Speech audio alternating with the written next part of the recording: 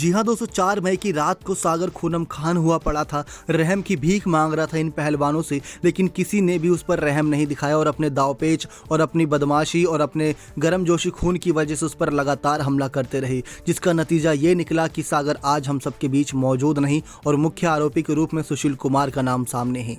लेकिन आप सभी को बता दें दोस्तों, जो कुछ सच आया सामने वो हैरान करने वाला है।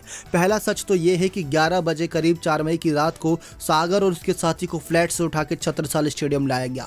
अब 20 से 25 मिनट वहां बातचीत चली ताकि यहां पर बातचीत से मामला सुलझाया जा सके, लेकिन सुशील और सागर आमने सामने हो गए। जब सुशील को सागर ने कुछ भला बुरा कह दिया, जिसकी वजह से सुशील कुमार काफी तेवर में आ गए, क्योंकि इतने मशहूर रेसलर, इतने सब नामी गिरामी चेहरे होने की वजह से सुशील कुमार को तेवर इस बात का था कि ये कल का आया लोंडा मेरे से ऐसे क्यों बोल सकता है। तो इसी तेवर में सुशील कुमार ने हमला कर दिया।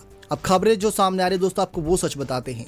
पुलिस के पास एक वीडियो मौजूद है जो खुद सुशील कुमार ने बनवाई थी। उसमें साफ ये दिख रहा था कि सुशील कुमार लाठी के साथ सागर को पीटते नजर आ रहे हैं और सागर जमीन पर खूनम खान लेटा हुआ है, जिसकी वजह से सागर रहम की भीख मांग रहा है और बहुत सारी आवाजें आ रही हैं। उसमें ये बात क्लियर नहीं चल रहा कि क्या कौन कुछ क्या कह रहा है, कितने चेहरे हैं, कितने लोग उस समय मौजूद थे, किसी को कुछ नहीं पता चला कि कितने लोग मौजूद है। अभी तक ये बात भी क्लियर नहीं हो पाई है, लेकिन बस ये पता था कि सुशील और अजय मुख्य रूप से मौजूद हैं और सामने से सोनू, सागर और अमित मौजूद हैं। लेकिन उसके बाद दोस्तों आप सुनिए कि किस प्रकार से जब 4 मई की रात धीरे धीरे बीतती गई, रात 12 बजे के बाद से हंगामा तेजी से बढ़ने लगा और हाथापाई की नौबत शुरू हो गई। अब 5 मई की आधी रात हुई थी दोस्तों, जब 2:52 पर पहले पास के अस्पताल BJRM हॉस्पिटल सागर को ले जाया गया, यानी 2:52 पर ले जाया गया, जहां पर 11 बजे से मामला चालू था। अब इतने घंटे की देरी में ना जाने कितना खून बह जाता है दोस्तों। आप कल्पना करके देखिए कि जो पोस्टमार्टम रिपोर्ट में खबर सामने आई है उसमें यह पता चला है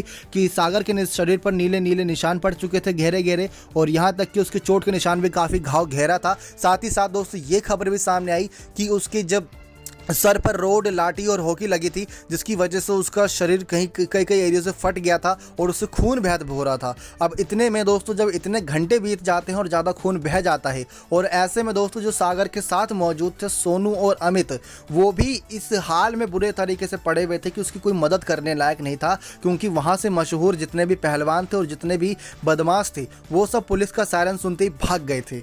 अब पुलिस का सायरन सुनते भाग गया, पुलिस अपनी तफ्तीश में लगी, तब तक देरी काफ़ी हो गई थी, जिसकी वजह से सागर की कह सकते हैं मौके पर तो जान नहीं गई थी, क्योंकि उसे BJRM हॉस्पिटल ले जाया गया, लेकिन दोस्तों उसके बाद उसकी हालत काफ़ी गंभीर होती चली गई।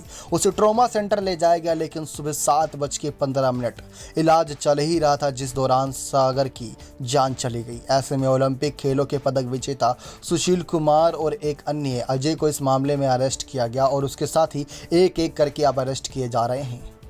तो दोस्तों आपने देखा था किस प्रकार से सुशील कुमार और उसके साथी ने बिल्कुल भी रहम नहीं दिखाया था उस रात। कह सकते हैं कि पता नहीं क्या हो गया था इन सभी पहलवानों को, अपना गर्मजोशी खून दिखाने के चक्कर में एक कह सकते हैं कि बेकसूर की जान ले ली। गलती हर किसी की होती है, लेकिन सज़ा देने का हक शायद हमको इस जीवन में नहीं, सज़ा देने का हक किसी और का होता है, लेकिन सुशील कुमार ने कानून अपने हाथ में लिया था उस रात। नेक्स्ट 9 स्पोर्ट्स की रिपोर्ट।